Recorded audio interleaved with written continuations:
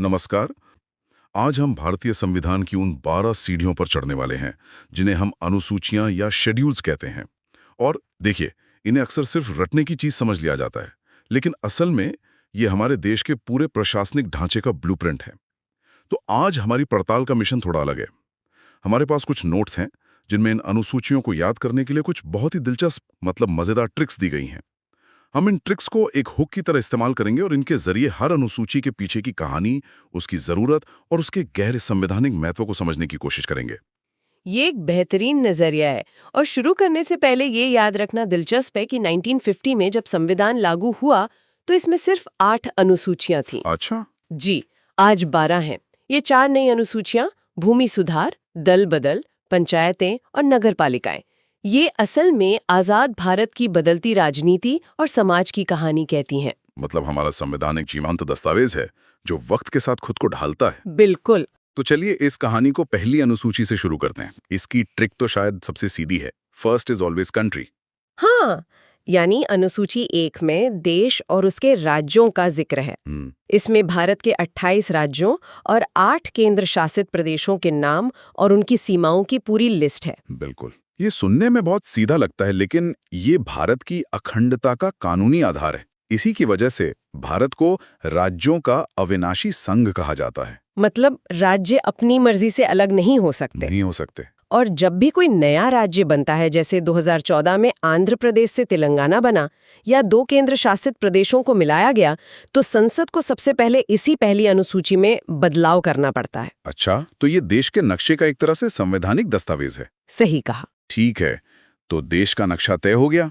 अब देश चलाने वालों की बात करते हैं। दूसरी अनुसूची, ये वेतन और भत्तों से जुड़ी है। इसमें राष्ट्रपति, राज्यपाल, जजों जैसे बड़े संवैधानिक पदों की सैलरी का जिक्र है।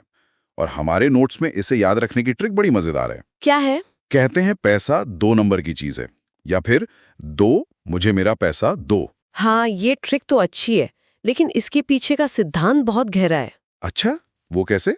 देखिए, इन पदों का वेतन भारत की संचित निधि यानी कंसोलिडेटेड फंड ऑफ इंडिया पर चार्ज्ड होता है। इसका मतलब क्या हुआ? इसका मतलब ये है कि इस पर संसद में बहस तो हो सकती है, लेकिन वोटिंग नहीं हो सकती।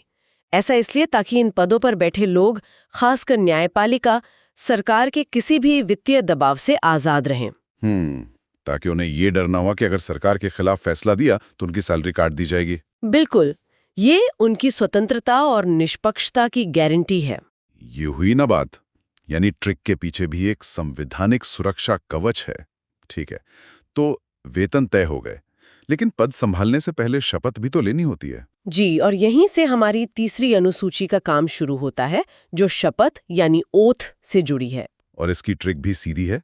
श, प, थ, 3 अक्षर, तो अनुसूची 3। हाँ, लेकिन यहाँ एक पेच है और हमारे नोट्स भी इस पर इशारा करते हैं।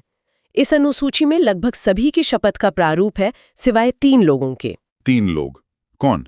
राष्ट्रपति, उपराष्ट्रपति और राज्यपाल। 1 मिनट, ये तो बड़ा अजीब है। देश के सबसे बड़े पदों की शपथ ही इस लिस्ट में नहीं है। ऐसा क्यों? क्योंकि उनकी शपथ ज्यादा महत्वपूर्ण है। देखिए, एक मंत्री या सांसद संविधान के प्रति सच्ची श्रद्धा और निष्ठा की शपथ लेता है। लेकिन राष्ट्रपति की शपथ अनुच्छेद 60 के तहत अलग से दी गई है और वो संविधान का परिरक्षण, संरक्षण और प्रतिरक्षण करने की शपथ लेते हैं। To preserve, protect and defend the constitution. वाह, मतलब वो सिर्फ संविधान के प्रति निष्ठा नहीं दिखाते, वो संविधान के संरक्षक बनते हैं। बिल्कुल, ये फर्क उनके पद के अनोखे दर्जे को दिखाता है। ये तो बहुत ही अहम जानकारी है। अब चौथे पड़ाव पर आते हैं, अनुसूची 4, जिसमें राज्यसभा की सीटों का बंटवारा है। जी, यानी किस राज्य से कितने सांसद राज्यसभा में जाएंगे। नोट्स में इसकी एक विजुअल ट्रिक है। राज्यसभा में बैठने के लिए कुर्सी चाहिए और कुर्सी के होते हैं 4 पैर, तो अनुसूची 4।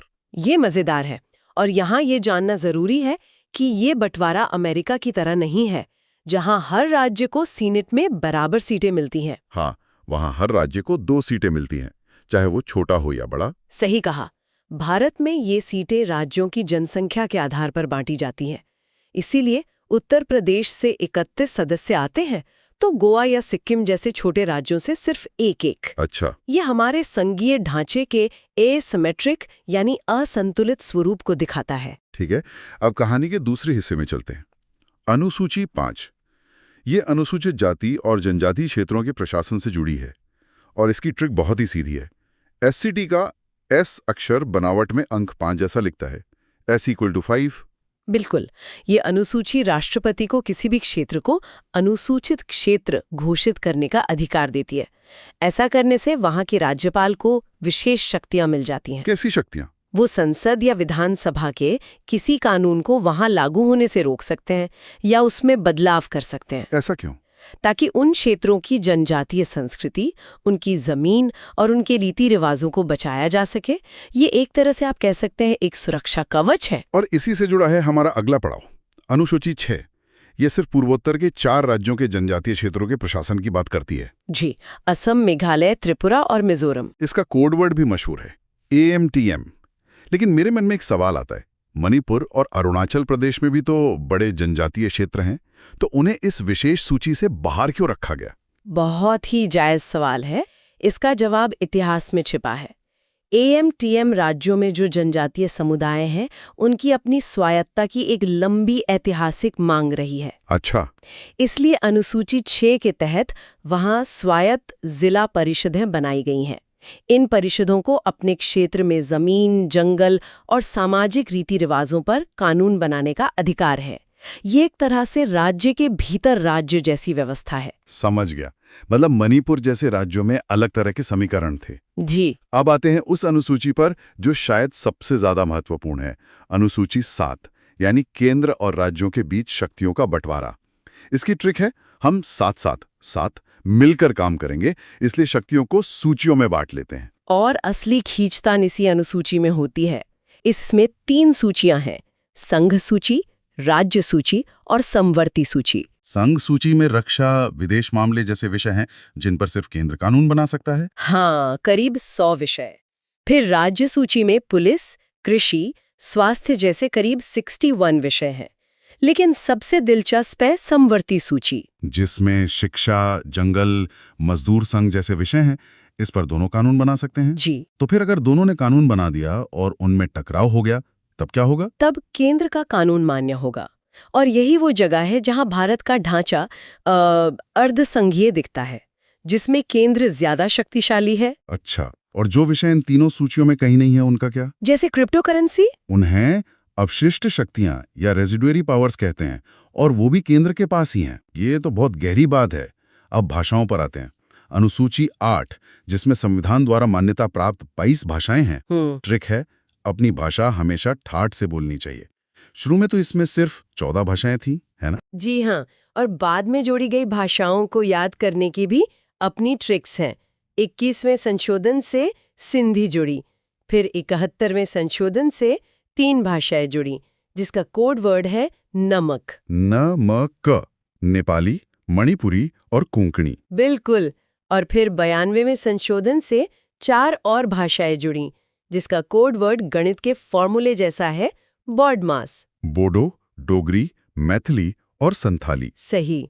हर भाषा को इस सूची में शामिल करवाने के पीछे एक लंबा सामाजिक और राजनीतिक संघर्ष होता है। अब हम उन 4 अनुसूचियों पर आते हैं जो बाद में जोड़ी गई। शुरुआत करते हैं अनुसूची 9 से, जो भूमि सुधार से जुड़ी है। जी, इसे पहले ही संशोधन 1951 में जोड़ दिया गया था। ट्रिक है, जमीन यानी लैंड अपनी जगह से नो हिलती डुलती। लेकिन इसकी एक और ट्रिक ज्यादा मशहूर है कि इसमें डाले गए कानूनों पर कोर्ट नो नहीं बोल सकता था। क्या ये सच है? हाँ, शुरुआत में इसका मकसद यही था।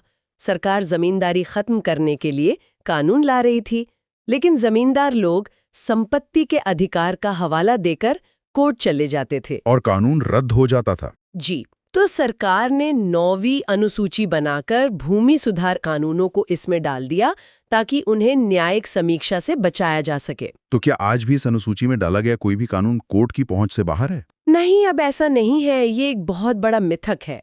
2007 में सुप्रीम कोर्ट ने IR कोहेल्हो केस में एक ऐतिहासिक फैसला किया। क्या कहा कोर्ट ने? कोर्ट ने कहा कि 24 अप्रैल 1973 के बाद इस अनुसूची में जो भी कानून डाला गया है, उसकी न्यायिक समीक्षा हो सकती है अगर वो संविधान के मूल ढांचे का उल्लंघन करता है।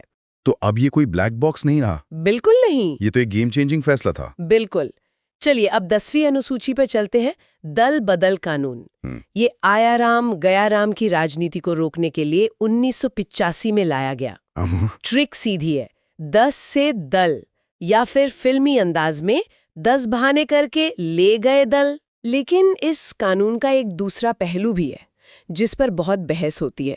इसने राजनीतिक अस्थिरता को तो कुछ हद तक कम किया, लेकिन इसने पार्टी के अंदर की असहमति को भी लगभग खत्म कर दिया है। मतलब एक सांसद या विधायक को अपनी पार्टी के व्हिप का पालन करना ही पड़ता है। करना ही पड़ता है, भले ही वो उस मुद्दे पर सहमत न हो। तो इसने व्यक्तिगत प्रतिनिधि की आवाज को भी दबाया है। बहुत ही संतुलित विश्लेषण है।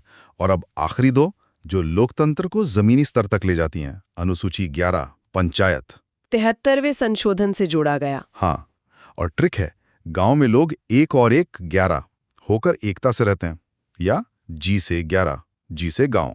ये सिर्फ एक ट्रिक नहीं, ये गांधी जी के ग्राम स्वराज के सपने को संवैधानिक जामा पहनाने जैसा था। इसके तहत पंचायतों को 29 विषय दिए गए, जैसे सड़क, पीने का पानी। जी, लेकिन आज भी सबसे बड़ी चुनौती 3 F's की है, फंक्शंस, फंड्स एंड फंक्शनरीज। मतलब काम तो दे दिए गए, लेकिन उन्हें पूरा करने के लिए पर्याप्त पैसा और कर्मचारी नहीं दिए जाते। और इसी कहानी को शहरों में पूरा करती है हमारी आखिरी अनुसूची 12 नगरपालिका, 74वें संशोधन से आई। जी, ट्रिक भी सीधी है, गांव 11 से आगे शहर 12, जी, या लोग कमाने के लिए बाहर 12 शहर जाते हैं। जी, इसमें नगरपालिकाओं के लिए 18 विषय हैं। जी, और ये शहरी भारत की बढ़ती हकीकत को पहचानता है। आज भारत की 1/3 आबादी शहरों में रहती है। 11वीं और 12वीं अनुसूची मिलकर भारत में त्रिस्तरीय सरकार की नींव रखती हैं। तो ये थी संविधान की 12 अनुसूचियां। श, प, थ के 3 अक्षरों से लेकर 10 बहाने वाले दल बदल तक हमने देखा कि हर ट्रिक के पीछे एक गहरा संवैधानिक तर्क छिपा है। उम्मीद है अब ये सिर्फ एक लिस्ट नहीं बल्कि एक कहानी की तरह याद रहेंगी। बिल्कुल, इन ट्रिक्स का असली मकसद सिर्फ रटना नहीं बल्कि संविधान के जटिल ढांचे को सुलभ बनाना है। जब हम इन प्रावधानों को समझते हैं तो हम ये भी समझते हैं कि देश का शासन कैसे चलता है। बिल्कुल सही कहा। और अब आज की इस गहरी चर्चा के बाद हम सोचने के लिए एक सवाल छोड़ जाते हैं। हमने देखा कि समय के साथ जरूरत पड़ने पर नई अनुसूचियां जोड़ी गई, 8 से 12 हो गई। ये सोचने वाली बात है कि आज के डिजिटल युग, पर्यावरण संकट या डेटा प्राइवेसी जैसी नई चुनौतियों को देखते हुए क्या भविष्य में कभी किसी 13वीं या 13th अनुसूची की जरूरत पड़ सकती है? और अगर हाँ, तो उसका विषय क्या हो सकता है? डिजिटल नागरिकता के अधिकार या फिर प्रकृति के अधिकार? सोचिएगा जरूर।